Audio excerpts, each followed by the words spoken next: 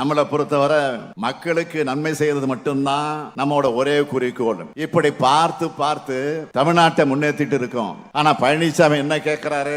நான் ஒன்றிய அரசு கிட்ட அவார்டு வாங்கினேன், நீங்க ஏதாவது அவார்டு வாங்கினீங்களான்னு கேட்கிறாரு. பழனிசாமி அவர்களே, உங்களுக்கு அவங்க கொடுத்த அவார்டு எதுக்கு தெரியுமா? படத்துல ஒரு டயலாக் வருமே, நமக்கு வாய்த்த அடிமைகள் மிக மிக திறமைசாலிங்கன்னு, அதுக்கேற்ற மாதிரி நீங்க இருக்கீங்கன்னு. பிஜேபி அரசு உங்களுக்கு அந்த அவார்டு கொடுத்திருக்கோம். பழனிசாமி அவர்களே, நாங்க மக்கள் கிட்ட அவார்டு வாங்கி இருக்கிறோம். கோடிக்கணக்கான தமிழ்நாட்டு மக்களோட நம்பிக்கையும் பாராட்டையும் பெற்றிருக்கிறோம். அதுதான் எங்களுக்கு மிகப்பெரிய அவார்டு. இன்னொரு அவார்டு வெயிட்டிங். ஜூன் 4ஆம் தேதி 40க்கு 40 என்ற அந்த விருது. பழனிசாமி அவர்களே, வெயிட் அண்ட் சி. இப்ப புதுசா ஒரு பேட்டி என்கிற பேர்ல ரீல் சுத்திட்டு இருக்காரு. நேத்து கொடுத்த பேட்டியில பிரதமர் மோடி சொல்றாரு, தமிழ்நாட்டுல திமுகவுக்கு எதிராக எதிர்ப்பல வீசுதான். திமுகவுக்கு எதிராக எதிர்ப்பல வீசுதான். இதை பார்த்து நமக்கு சிரிக்கிறதா இல்ல பிரதமரோட பகல்காரம் நினைச்சு அவர் மேல பரிதாபப்படுறதுன்னு தெரியல. பிரதமர் அவர்களே, இன்னும் எத்தனை வருஷம் ஆனாலும் தமிழ்நாட்டில் பாஜக வளரவே முடியாது. நாடு முழுவதும் பாஜக ஜெயிச்ச 2014, 2019 தேர்தலையே பாஜகவை ஓரங்கட்டின தமிழ்நாட்டு மக்கள். நாடு முழுக்க நீங்க தோக்கிறது உறுதியா இருக்கிற இந்த தேர்தலில் உங்களுக்கு எப்படி ஓட்டு போடுவாங்க? 10 வருஷமா ஒன்றியத்தில் நீங்க தான் ஆட்சியில் இருக்கீங்க. ஆனா நீங்க பேசுற வாயில தான் பாஜக வளர்றதை தவிர களத்துல எந்த முன்னேற்றமும் இல்ல. அதனால்தான் கூட்டணிக்கும் உங்க கட்சிக்கும் ரவுடிகளையும் கலவரம் பண்ற எக்ஸ்பர்ட்ஸ்களையும் சேர்த்துட்டு இருக்கீங்க. இந்த லட்சணத்துல பாஜக எப்படி வளரும்? நீங்க தான் எப்போ மக்களை ஏமாத்துவீங்கன்னு பார்த்தா இப்போ உங்களையே தமிழ்நாட்டில் பாஜக ஜெயிக்கும்னு யாரை ஏமாத்துறாங்க? அடுத்து இன்னொரு பொய்ய சிரிக்காம சொல்லி இருக்காரு பிரதமர் மோடி. காசி தமிழ் சங்கத்துல உத்தரப்பிரதேசம் போன நம்ம மக்கள் அங்க நடந்திருக்கிற வளர்ச்சியை பார்த்து ஆச்சரியப்பட்டாங்களாம். அதுக்கு யாரை கூட்டிக்கிட்டு போனாங்கன்னு தெரியல. ஆமா, நாம நாளிதழில் படிச்சு ஆதங்கப்பட்டது ஊபி முதலமைச்சர் யோகியினுடைய சொந்த தொகுதியான கோராக்பூர் மருத்துவமனையில் ஆக்சிஜன் சிலிண்டர் இல்லாம 60 குழந்தைகள் இறந்து போயிருக்கு. மனிதவள குறியீடு, ஊட்டச்சத்து, சட்டம் ஒழுங்கு, தனிநபர் வருவான்னு எல்லாத்திலையும் தமிழ்நாட்டினுடைய இடம் என்ன? பாஜக ஆட்சியில மாட்டிக்கிட்டு தவிக்கிற உத்தரப்பிரதேசனுடைய நிலை என்ன? இதெல்லாம் எங்க மக்களுக்கு நல்லா தெரியும். அதனால உங்க மோடி மஸ்தான் வித்தெல்லாம் இங்க எடுபடாது. 10 ஆண்டு கால நாட்டை பாழ்படுத்தின நிலை இனியும் தொடரக்கூடாது. வேண்டாம் மோடின்னு ஒட்டுமொத்த நாடும் உறக்க சொல்வதற்கான நாள் நெருங்கிடுச்சு. இன்னும் ஒரு முறை இந்த நாடு ஏமாந்தா 200 ஆண்டுகள் பின்னோக்கி போயிடும். வரலாறு திருத்து எழுதப்படும். அறிவியல் பின்னுக்கு தள்ளப்பட்டு பிற்போக்கு கதைகள் புகுத்தப்படும். மக்களுடைய சிந்தனை வழங்கடிக்கப்படும். மக்களுடைய உரிமைகள் பறிக்கப்படும். சமூக நீதிக்கு சவக்குழி தோண்டப்படும். புரட்சியாளர் அம்பேத்கர் எழுதின அரசியல் சட்டம் காற்றில் பறக்க விடப்பட்டு RSS சட்டம் நாட்டை ஆளும். இதையெல்லாம் தடுக்கும் வலிமையான ஆயுதம் மக்களான உங்களுடைய வாக்குகள் தான். சரி, யாருக்கு ஓட்டு போட போற? தெரியலடா. அப்ப தெரிஞ்சுக்கோ, நிறைய ஐடி கம்பெனிங்க நம்ம தமிழ்நாட்டில் ஐடி பார்க்ஸ் ஸ்டார்ட் பண்ணிருக்காங்க. நம்ம சிஎம் ஸ்டாலின் நடத்தின குளோபல் இன்வெஸ்டர்ஸ் மீட்னால 30 lakh நியூ ஜாப்ஸ் கிடைக்குமா? 44th செஸ் ஒலிம்பியாடு கூட நம்ம தமிழ்நாட்டில் தான் நடந்துச்சு. அது மட்டும் இல்ல, சிட்டி இன்ஃப்ராஸ்ட்ரக்சர்னு சொன்னாலே டிஎம்கே தான்டா. அப்புறம் ஏன்டா தெரியாதுன்னு சொன்ன? சரி, அதான் இப்ப தெரிஞ்சிச்சுல. என் மொத ஓட்டு டிஎம்கேக்கு தான்டா. இந்தியாவை காக்க ஸ்டாலின் அழைக்கிறேன். வாழ்வு 3 எழுத்து. வாழ்வுக்கு தேவையான பண்பு 3 எழுத்து. பண்பிலே பிறக்கும் அன்புக்கு 3 எழுத்து. அன்பிலே சுரக்கும் காதல் 3 எழுத்து. காதல் விளைவிக்கும் வீரம் 3 எழுத்து. வீரர் செல்லும் களம் 3 எழுத்து. களத்திலே பெறும் வெற்றி 3 எழுத்து. அந்த வெற்றிக்கு நம்மை அழைத்து செல்லும் அண்ணா 3 எழுத்து என்று தலைவர் கலைஞர் அவர்கள் பேரறிஞர் பெருந்தகை அண்ணாவை புகழ்ந்தார்கள். அந்த அண்ணனை தமிழ் தாய்க்கு தந்த காஞ்சிக்கு வந்துள்ளேன். நம்முடைய தலைவர் கலைஞர் வாழ்நாள் முழுக்க எழுதியிருந்தாலும் அவர் நிறைவுக்கு முன் எழுதியது மதத்தில் புரட்சி செய்த மகான் ராமானுஜர் பற்றிதான். அந்த மகான் பிறந்த திருப்பெரும்புதுரையும் உள்ளடக்கிய பரப்புரை கூட்டமா இது அமைஞ்சிருக்கு. 12 ஆண்டுகள் இருந்திருக்கிறார்கள். அவர் சாதனைகளை சொல்ல எனக்கு நேரம் போதாது. அதை அவரே புத்தகமாக போட்டிருக்காரு. அத்தகைய பாலுவை நாடாளுமன்றத்திற்கு அனுப்பி வைக்க வேண்டியது உங்க கடமை. என் கழுதக நண்பர் TR பாலு அவர்களுக்கு திருப்பெரும்புதூர் பகுதியில் இருக்கக்கூடிய தொகுதி மக்கள் உதயசூரியன் சின்னத்தில் வாக்களிக்கணும்னு கேட்டுக்கொள்கிறேன். அதேபோல் காஞ்சிபுரம் நாடாளுமன்ற தொகுதிக்கு திராவிட முன்னேற்ற கழகத்தினுடைய வெற்றி வேட்பாளராக செல்வம் அவர்கள் மீண்டும் போட்டியிடுகிறார். இவரது தந்தை திராவிட முன்னேற்ற கழகத்தினுடைய ஆரம்பகால உறுப்பினர், விவசாய குடும்பத்தை சேர்ந்தவர். இளைஞரணி உட்பட கழகத்தின் பல்வேறு பொறுப்புகளில் சிறப்பாக செயல்பட்டு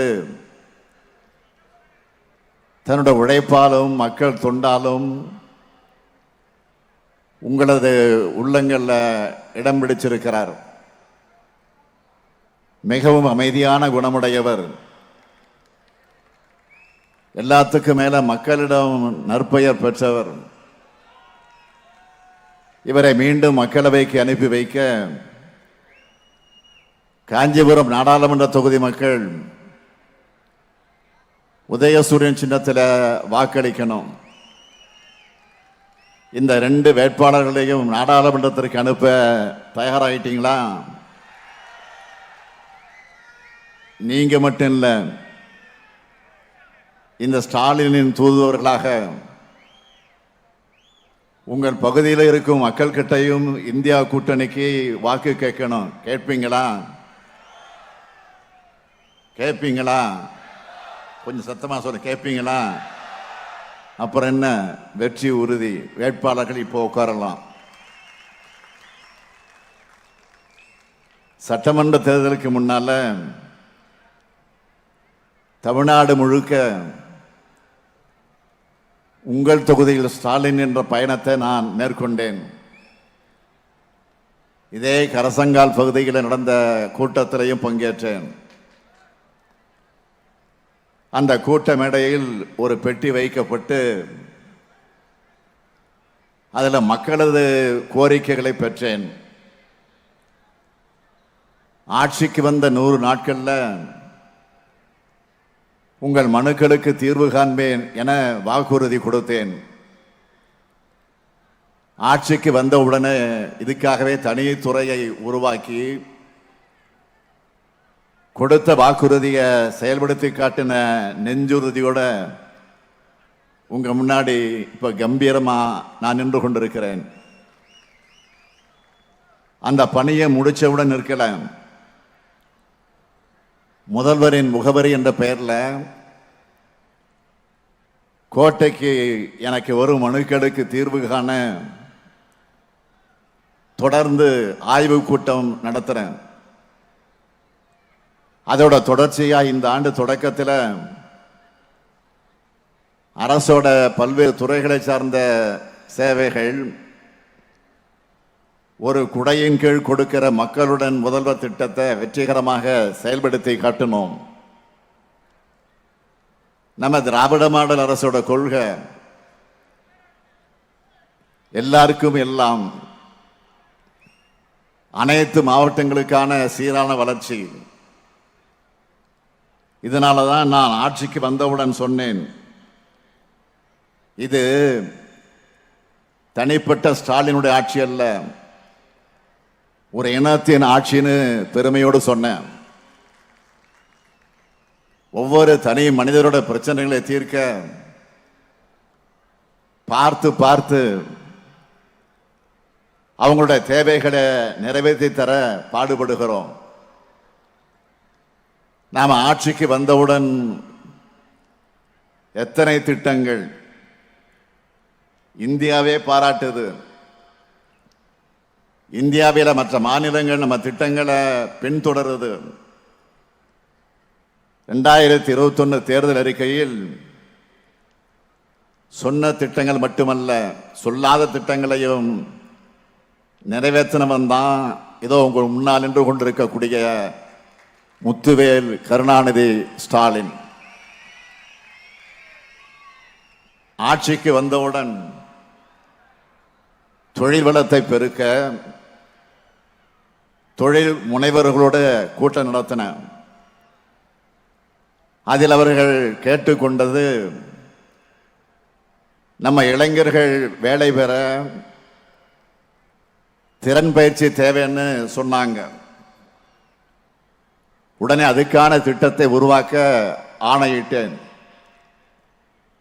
அப்படி உருவாக்கிய திட்டம்தான் நான் முதல்வன் திட்டம். அந்த திட்டத்தின் மூலமாக இதுவரை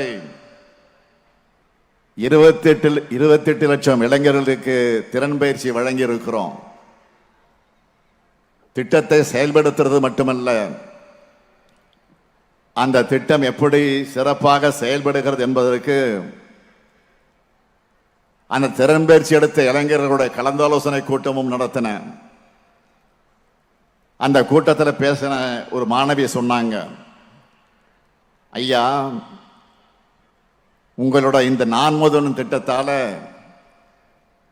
எனக்கு எல்லா துறைகளை சார்ந்தும் படிக்கிறதுக்கான வாய்ப்பு கிடைச்சது. அதனால முதல் இன்டர்வியூலேயே ஒரு புகழ்பெற்ற பன்னாட்டு நிறுவனத்தில் அதிக சம்பளத்தில் வேலை கிடைச்சதுன்னு மகிழ்ச்சியா சொன்னார். இன்னொரு மாணவர் சொன்னார், இன்னைக்கு நாளுக்கு நாள் தொழில்நுட்பம் வளர்ந்துக்கிட்டே இருக்கு, அதுக்கு ஏற்ற மாதிரி எங்களுக்கு கோச்சிங் வேணும். வசதி இருக்கிறவங்களால வெளியே நிறைய பணம் செலவு செஞ்சு கோச்சிங்கில் ட்ரைனிங் சென்டருக்கு போய் படிக்க முடியும். ஆனால் அந்த வாய்ப்பை அரசு கல்லூரி மாணவர்களுக்கு கட்டணம் இல்லாமல் வழங்குவது இது இந்த நான் முதல்வன் திட்டம். எங்க கனவுகளுக்கான வாசல்களை திறந்து விடுதையா என பூரிப்போடு சொன்னார். அதனால்தான் இந்த நான் முதல்வன் திட்டத்தை தொடங்கிய போது என்னோட கனவு திட்டம்னு சொன்னேன். இப்போ நம்மோட கனவுகள் நனவாக்குற திட்டமா மாறி இருக்கு. இத தேர்தல் அறிக்கையில சொல்லல. இதே மாதிரி இன்னொரு புரட்சிகர திட்டம் தேர்தல் அறிக்கையில சொல்லாதது முதலமைச்சரின் காலை உணவு திட்டம். அதுக்கும் நான் எதிர்கொண்ட அனுபவம் தான் காரணம். சென்னையில் ஒரு பள்ளி நிகழ்ச்சிக்கு காலையில் போயிருந்தேன். ஒரு குழந்தையை பார்த்து, என்னம்மா சாப்பிட்டீங்களா என்று யதார்த்தமாக கேட்டேன். அதுக்கு அந்த குழந்தை, வீட்டில் அப்பா அம்மா வேலைக்கு போகிறாங்க, காலையில் டிஃபன் செய்ய மாட்டாங்க, அதனால சாப்பிடலன்னு சொன்ன உடனே அதிகாரிகளை அழைச்சேன். பள்ளி குழந்தைகளுக்கு காலை உணவு திட்டம் கொண்டு வரணும், திட்டத்தை தயார் பண்ணுங்கன்னு சொன்னேன். அதிகாரிகள் என்னிடம் ரொம்ப பணிவா, சார் நம்ம நிதி நிலைமை மோசமா இருக்கு, அதுவும் இல்லாம இது நம்ம தேர்தல் அறிக்கையில கூட சொல்லலன்னு சொன்னாங்க. உடனே நான் சொன்னேன், வாக்குறுதியை சொல்லணும்னா என்ன, நம்ம எதிர்கால தலைமுறை குழந்தைகள் தான். அவங்க காலையில் நல்லா சாப்பிட்டு நல்ல உடல்நலத்தோடு இருந்தாதான் அவங்க படிக்கிறது மனசுல பதியும். இதை நம்ம கண்டிப்பாக செய்யணும். நிதிநிலை சரி செய்யவும் திட்டம் போடுவோம், நீங்க ஃபைலை தயார் பண்ணுங்கன்னு உத்தரவு போட்டேன். அந்த ஃபைலில் இந்த ஸ்டாலின் போட்ட கையெழுத்தால் இன்னைக்கு தமிழ்நாடு முழுக்க 16 லட்சம் குழந்தைங்க வயிறார காலை உணவு சாப்பிடுறாங்க. அடுத்த சாதனை திட்டம் கலைஞர் மகளிர் உரிமை திட்டம். தாய்மார்கள் இன்னைக்கு நமக்கு இவ்வளவு ஆதரவு தர காரணமான திட்டம். தொலைக்காட்சியில் சகோதரி ஒருவர் பேசின வீடியோவை சில நாட்களுக்கு முன்னாடி பார்த்தேன். அதில் அந்த சகோதரி சொல்றார், வீட்டில் அத்தனை வேலையும் செய்வோம், ஆனா வெளியில யாராவது எங்களை பத்தி வீட்டுக்காரர்கிட்ட கேட்டா அவர் நான் வீட்டில் சும்மா தான் இருக்கேன்னு சொல்லுவார். என்னதான் வேலை செஞ்சாலும் என்னோட சேமிப்பில் ஒன்றும் இருக்காது, ஆத்திர அவசரத்துக்கு ₹1 இருக்காது, வீட்டுக்காரர்கிட்ட கேட்கவும் தோணாது. ஆனா இன்னைக்கு ஸ்டாலின் தர ₹1000 என்னோட சுயமரியாதைக்கு கொடுக்கிற அங்கீகாரம்னு கண்ணில் நம்பிக்கையோடு சொன்ன அந்த தாய்மார் மாதிரி தமிழ்நாடு முழுக்க 1,15,00,000 சகோதரிகள் எங்க அண்ணன் ஸ்டாலின் தர தாய் வீட்டு சீர் மாதம் ₹1000 உரிமையோடு சொல்ற கலைஞர் மகளிர் உரிமை திட்டம். அது மட்டுமல்ல, நாம் ஆட்சி பொறுப்பேற்ற அடுத்த நாள்ல இருந்து மகளிர் சுதந்திரமா ஸ்டாலின் ஐயா பஸ்ல கட்டணம் இல்லாமல் பயணம் செய்யறோம்னு சொல்ற விடியல் பயணம் திட்டம். அதே மாதிரி ஒரு பெண் குழந்தை படிச்சா ஒரு தலைமுறையே படிச்சதுக்கு சமம். பெண் கல்வியை ஊக்குவிக்க அரசு பள்ளியில் படிச்சு கல்லூரிக்கு வரும் என்னோட 4,81,075 மகள்களுக்கு ₹1000 தர புதுமை பெண் திட்டம். விரைவில் மாணவர்களுக்கு மாதம் மாதம் ₹1000 வழங்க போகக்கூடிய திட்டம் தமிழ் புதல்வன் திட்டம். வெளியூர்ல வேலைக்கு போற மகளிர் பாதுகாப்பா தங்கிறதுக்கு தோழி விடுதி திட்டம். 1 கோடி பேருக்கு மேல பயனடைந்திருக்கக்கூடிய மக்களை தேடி மருத்துவம் திட்டம். 2 லட்சத்துக்கு அதிகமான உயிரை காப்பாற்றி அவங்க குடும்பங்களையும் காப்பாற்றி இருக்கக்கூடிய இன்னுயிர் காப்போம் நம்மை காக்கும் 48 திட்டம். இன்னும் சொல்லலாம், நிறைய இருக்கு. அப்படியே சொல்லிக்கிட்டே இருந்தா இந்த கூட்டம் சாதனை விளக்கத்தினுடைய பொதுக்கூட்டமா மாறிடும். நம்மளை பொறுத்தவரை மக்களுக்கு நன்மை செய்யறது மட்டும்தான் நம்மோட ஒரே குறிக்கோள். இப்படி பார்த்து பார்த்து தமிழ்நாட்டை முன்னேற்றிட்டு இருக்கோம். ஆனா பழனிசாமி என்ன கேட்கிறாரு, நான் ஒன்றிய அரசு கிட்ட அவார்டு வாங்கினேன், நீங்க ஏதாவது அவார்டு வாங்கினீங்களான்னு கேட்கிறாரு. பழனிசாமி அவர்களே, உங்களுக்கு அவங்க கொடுத்த அவார்டு எதுக்கு தெரியுமா? படத்துல ஒரு டயலாக் வருமே, நமக்கு வாய்த்த அடிமைகள் மிக மிக திறமைசாலிங்கன்னு, அதுக்கேற்ற மாதிரி நீங்க இருக்கீங்கன்னு. பிஜேபி அரசு உங்களுக்கு அந்த அவார்டு கொடுத்திருக்கோம். பழனிசாமி அவர்களே, நாங்க மக்கள் கிட்ட அவார்டு வாங்கி இருக்கிறோம். கோடிக்கணக்கான தமிழ்நாட்டு மக்களோட நம்பிக்கையும் பாராட்டையும் பெற்றிருக்கிறோம். அதுதான் எங்களுக்கு மிகப்பெரிய அவார்டு. இன்னொரு அவார்டு வெயிட்டிங். ஜூன் 4ஆம் தேதி 40க்கு 40 என்ற அந்த விருது. பழனிசாமி அவர்களே, வெயிட் அண்ட் see. நீங்கள் பாழ்படுத்தின நிர்வாகத்தை சரி செஞ்சு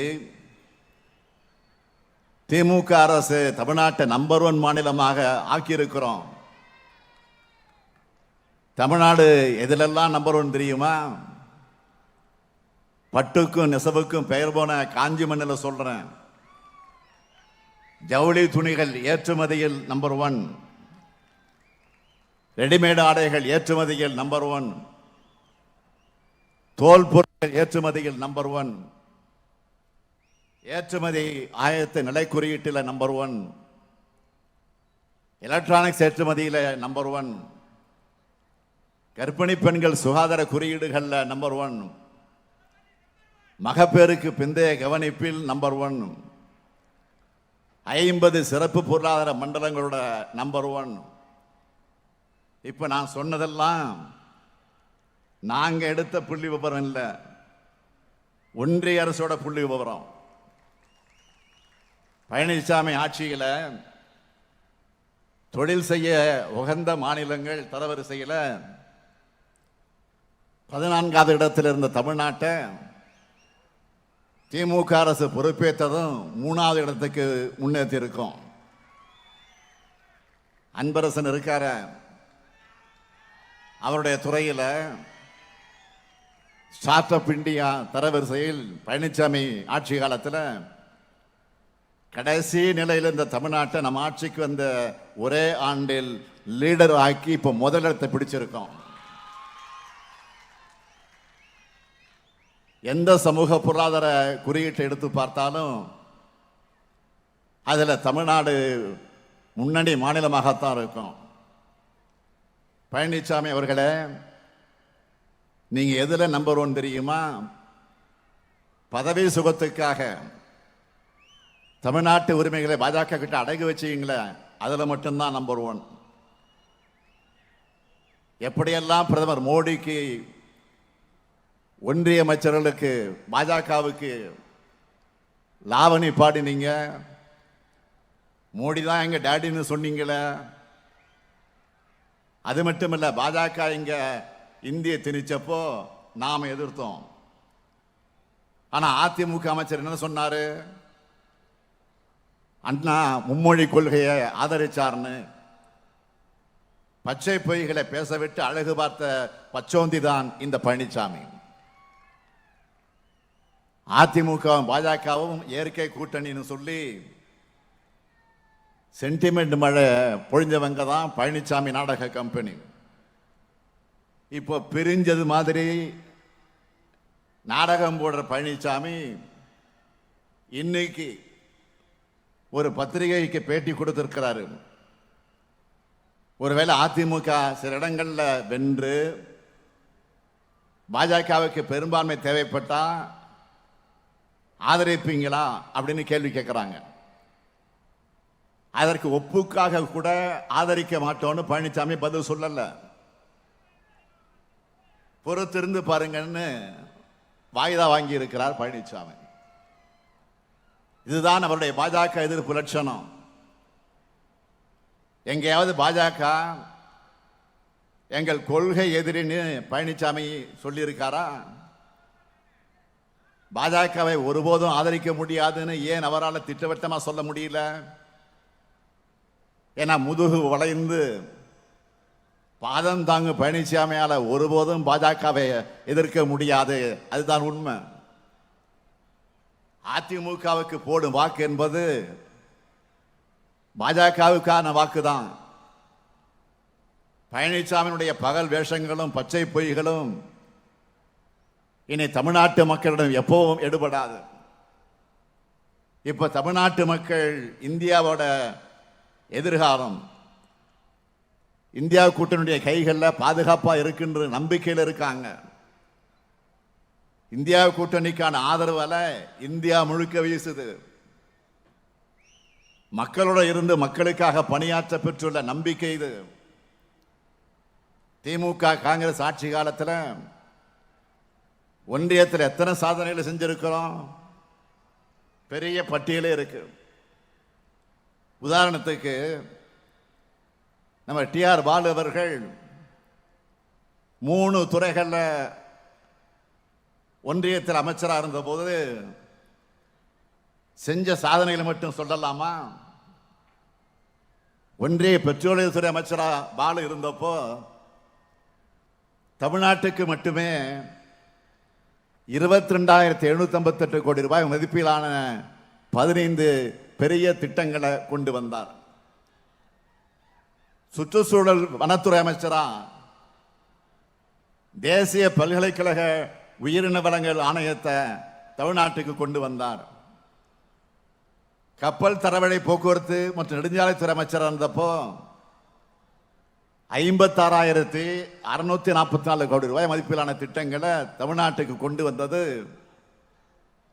இது மட்டுமா? கிண்டி கத்திப்பாரா மேம்பாலம், பாடி பாலம் தமிழ்நாட்டு தேசிய நெடுஞ்சாலைகள் மட்டுமே 335 பாலங்களை கட்டி சாதனை பண்ணி இருக்கோம். அதனால்தான் தலைவர் கலைஞரை பாலம் பாலுன்னு அழைச்சார். வரலாறு. இது போன்ற சாதனைகள் தொடர ஒன்றியத்தில் நம்ம கூட்டணி ஆட்சி இருக்கணும். அதுக்காக தான் இந்த எலெக்ஷனோட ஈரவா தேர்தல் அறிக்கையை திமுகவும் காங்கிரசும் வெளியிட்டு இருக்கோம். திமுக தேர்தல் அறிக்கையில் உள்ள சமூக நீதி அம்சங்கள் காங்கிரஸ் கட்சியினுடைய தேர்தல் அறிக்கையில எதிரொலிச்சிருக்கு. அதுல முக்கியமான சில வாக்குறுதியை மட்டும் நான் சொல்றேன். ஏழை பெண்களுக்கு ஆண்டுக்கு 1 லட்சம் ரூபாய், பெண்களுக்கு ஒன்றிய அரசு பணிகள்ல 50 விழுக்காடு இடஒதுக்கீடு, நாடு முழுவதும் சாதிவாரி கணக்கெடுப்பு, ஒன்றியத்தில் 50 விழுக்காடு இடஒதுக்கீட்ட உயர்த்த சட்ட திருத்தம், எஸ்சி எஸ்டி ஓபிசி மாணவர்களுக்கான கல்வி உதவி தொகை 2 மடங்கு, எஸ்சி எஸ்டி ஓபிசி பிரிவினருக்கான காலி பணியிடங்கள் ஓராண்டிற்குள் நிரப்ப நடவடிக்கை, ஜிஎஸ்டி சட்டத்திற்கு பதிலாக புதிய சட்டம், விவசாய இடுபொருட்களுக்கு ஜிஎஸ்டி வரி இருக்காது, பொதுப்பட்டியல் இருக்கிற அதிகாரங்கள் மாநில பட்டியலுக்கு மாற்ற ஆய்வு, விவசாயத்துக்கு குறைந்தபட்ச ஆதார விலைக்கு சட்ட அங்கீகாரம். இப்படி மாநிலங்களுக்கும் நாட்டுக்கும் நம்பிக்கை அளிக்கிற தேர்தல் அறிக்கையா காங்கிரஸ் தேர்தல் அறிக்கை அமைஞ்சிருக்கு. அதே போல திமுகவினுடைய வாக்குறுதிகள்ல சிலவற்றை மட்டும் சொல்ல விரும்புகிறேன். திருவெரும்புதூர் முதல் கரைப்பேட்டை வரை 6 வழி சாலையாக்கும் பணி விரைந்து முடிக்கப்படும். அரக்கோணத்திலிருந்து செங்கல்பட்டுக்கு காஞ்சிபுரம் வழியாக செல்லும் ரயில் பாதை 2 வழி பாதையாக மாற்றப்படும். செங்கல்பட்டில் உள்ள ஒருங்கிணைந்த நோய் தடுப்பு மருந்து உற்பத்தி வளாகத்தை மேம்படுத்தி உற்பத்தி தொடங்க உரிய நடவடிக்கை. இதோடு பெட்ரோல் டீசல் கேஸ் விலை குறைக்கப்படும். சிறுபான்மையின மக்களுக்கான எதிரான சட்டங்கள் ரத்து செய்யப்படும். தொழிலாளர் விரோத சட்டங்களும் ஜிஎஸ்டி சட்டமும் சீர்திருத்தம் செய்யப்படும். விவசாயிகளுடைய கடன் தள்ளுபடி, மாணவர்களுக்கான கல்வி கடன் தள்ளுபடி, மக்களை சுரண்டுகிற சுங்க சாவடிகள் முற்றிலுமாக அகற்றப்படும். வங்கிகளில் மினிமம் பேலன்ஸ் இல்லைன்னு சொல்லி ஏழைகளிடமிருந்து 21,000 கோடி ரூபாய்க்கு மேல் பறித்த அவல நிலையை போக்க அபராதம் விதிக்கக்கூடிய முறை நீக்கப்படும். இப்படி நம்ம வாக்குறுதிகளையும் சாதனைகளையும் மக்கள் மன்றத்தில் முன் வச்சு ஆதரவு கேட்கிறோம், வாக்கு கேட்கிறோம். ஆனா மிகப்பெரிய பொறுப்பில் இருந்துட்டு பிரதமர் மோடி அவர்கள் எல்லா கூட்டங்கள்லையும் மிக மலிவான பிரிவினைவாத அரசியல் செஞ்சுக்கிட்டு இருக்காரு. சாதி மதம் உணவுன்னு மக்களை எப்படியெல்லாம் பிளவுபடுத்தலாம்னு தான் மோடி அவருடைய மூளை சதா சர்வகாலமும் சிந்திக்குது. இப்படி மக்களை பிளவுபடுத்த சிந்திக்கிறதுல 1% மக்களுக்கு நல்லது செய்ய சிந்திச்சிருக்கிறாரா மோடி அவர்கள்? சிந்திச்சிருந்தா நாடு இந்த நிலைமைக்கு வந்திருக்குமா? வாழ்க்கையில போராட்டங்கள் இருக்கும்.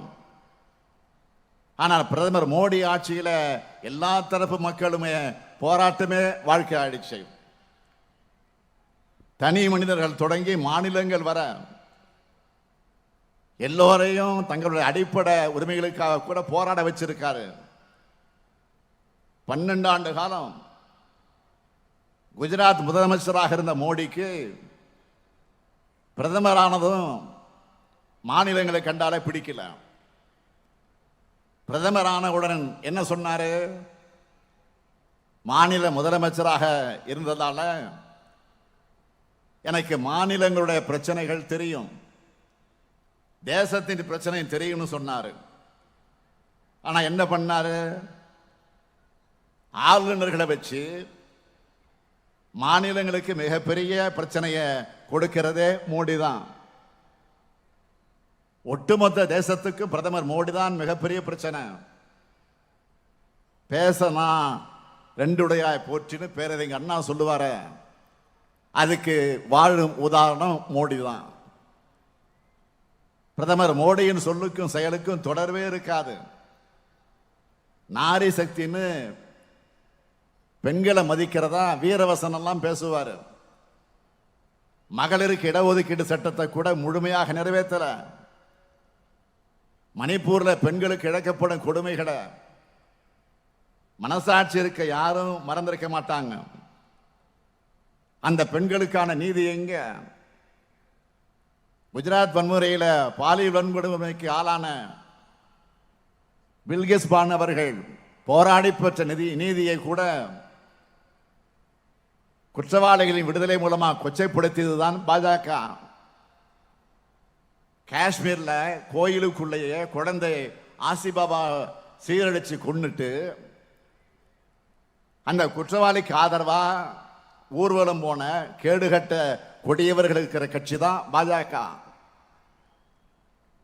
நாட்டுக்கு பெருமை தேடி தந்த மல்யுத்த வீராங்கனைகள் தங்களுக்கு நேர்ந்த கொடுமைகள் வெளி உலகத்துக்கு சொல்லி நியாயம் கேட்டப்பவும் குற்றம் சாட்டப்பட்டவங்களை காப்பாற்றினது தான் பாஜக. இதுதான் நாரி சக்தி என்ற முகமுடிக்கு பின்னால் இருக்கிற உண்மை முகம். ஆனால் நம்ம திராவிட மாடல் ஆட்சியில பெண்களின் உரிமை மதிக்கப்படுகிறது. பெண்கள் முன்னேற்றத்திற்கான திட்டங்கள் செயல்படுத்தப்படுது. பெண்கள் ஓதுவார் ஆகியிருக்காங்க, அர்ச்சகர்களாக ஆகியிருக்காங்க. அதற்கு ஒரு படி மேலே போய் தமிழ்நாட்டோட புகழ்பெற்ற கோயிலான மதுரை மீனாட்சி அம்மன் கோயில் அறங்காவல் குழு தலைவரா மறைந்த முன்னாள் அமைச்சர் பழனிவேல்ராஜன் அவருடைய மனைவி ருக்மணி பழனிவேல்ராஜன் அவர்கள் நியமிக்கப்பட்டிருக்கிறாங்க. இப்படி முற்போக்கு சிந்தனைகளோட இன்றைக்கு முன்னேறிட்டு இருக்கக்கூடிய திராவிட மாடலை பார்த்தா அவங்களுக்கு கசக்கத்தான் செய்யும்.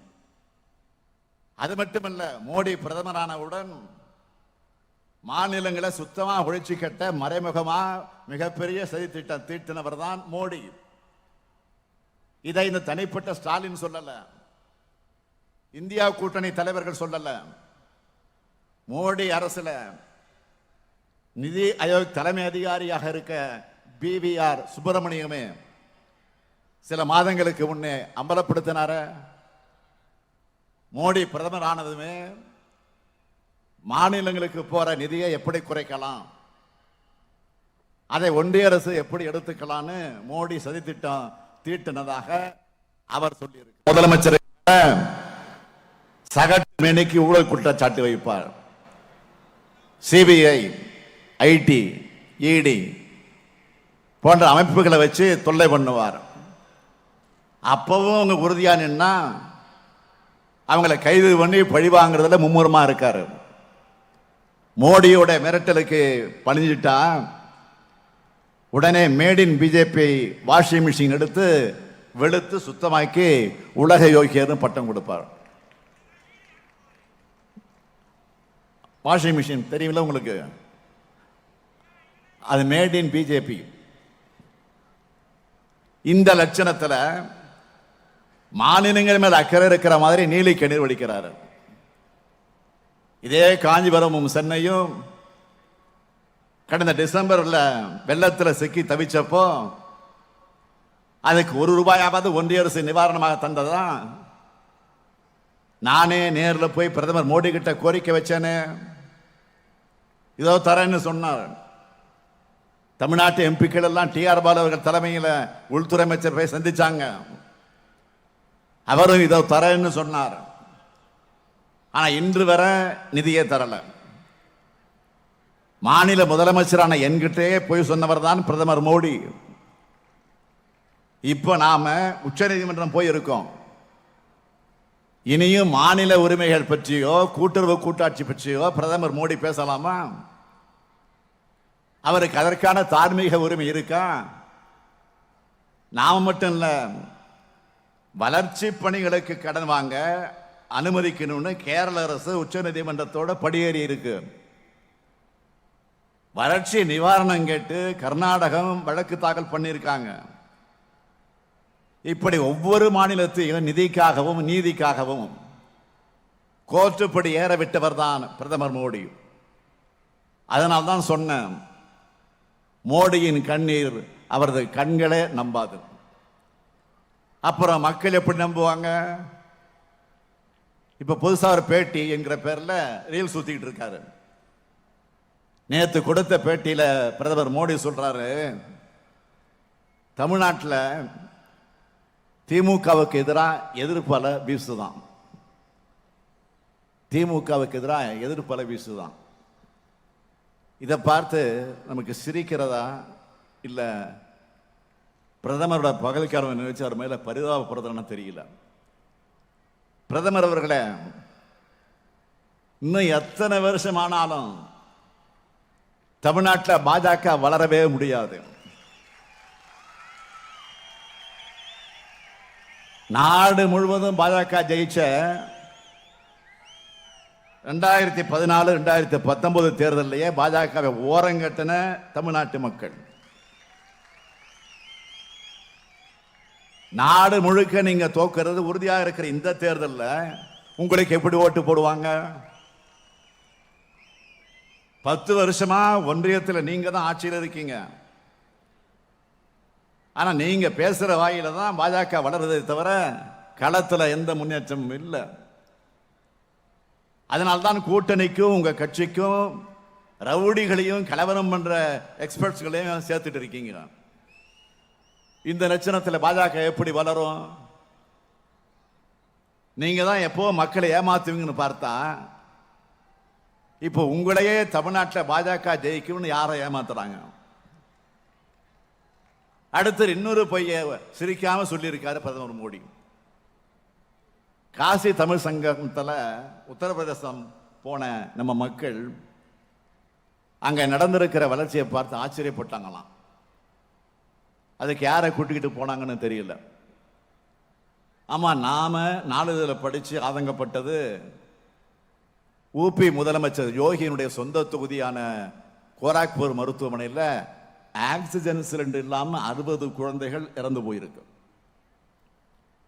மனிதவள குறியீடு, ஊட்டச்சத்து, சட்டம் ஒழுங்கு, தனிநபர் வருவாம்னு எல்லாத்திலையும் தமிழ்நாட்டினுடைய இடம் என்ன? பாஜக ஆட்சியில மாட்டிக்கிட்டு தவிக்கிற உத்தரப்பிரதேசனுடைய நிலை என்ன? இதெல்லாம் எங்க மக்களுக்கு நல்லா தெரியும். அதனால உங்க மோடி மஸ்தான் வித்தெல்லாம் இங்க எடுபடாது. 10 ஆண்டு கால நாட்டை பாழ்படுத்தின நிலை இனியும் தொடரக்கூடாது. வேண்டாம் மோடின்னு ஒட்டுமொத்த நாடும் உறக்க சொல்வதற்கான நாள் நெருங்கிடுச்சு. இன்னும் ஒரு முறை இந்த நாடு ஏமாந்தா 200 ஆண்டுகள் பின்னோக்கி போயிடும். வரலாறு திருத்தி எழுதப்படும். அறிவியல் பின்னுக்கு தள்ளப்பட்டு பிற்போக்கு கதைகள் புகுத்தப்படும். மக்களுடைய சிந்தனை வழுங்கடிக்கப்படும். மக்களுடைய உரிமைகள் பறிக்கப்படும். சமூக நீதிக்கு சவக்குழி தோண்டப்படும்.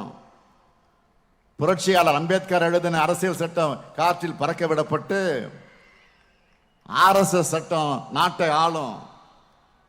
இதையெல்லாம் தடுக்கும் வலிமையான ஆயுதம் மக்களான உங்களுடைய வாக்குகள் தான். இன்று விட்டுவிட்டு நாளை புலம்புவது நல்லவர்களுக்கு அழகல்ல. நாடு காக்க இன்றே தயாராகுங்கள். பாஜகவுக்கு அளிக்கிற வாக்கு தமிழ்நாட்டு எதிரிகளுக்கு அளிக்கிற வாக்கு. அதிமுகவுக்கு அளிக்கிற வாக்கு தமிழ்நாட்டு துரோகிகளுக்கு அளிக்கிற வாக்கு.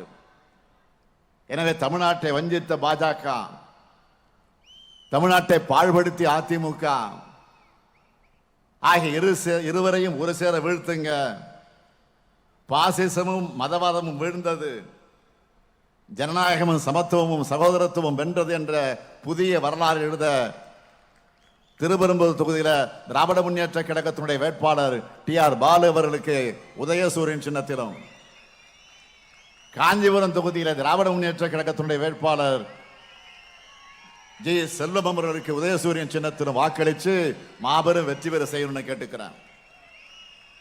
நீங்க அளிக்கிற வாக்கு இந்தியாவை காக்கட்டும், தமிழ்நாட்டை காக்கட்டும், நம்முடைய எதிர்கால தலைமுறையை காக்கட்டும், பாசிசத்தை வீழ்த்த இந்தியாவை காக்க உங்கள் ஸ்டாலின் அழைக்கிறேன்.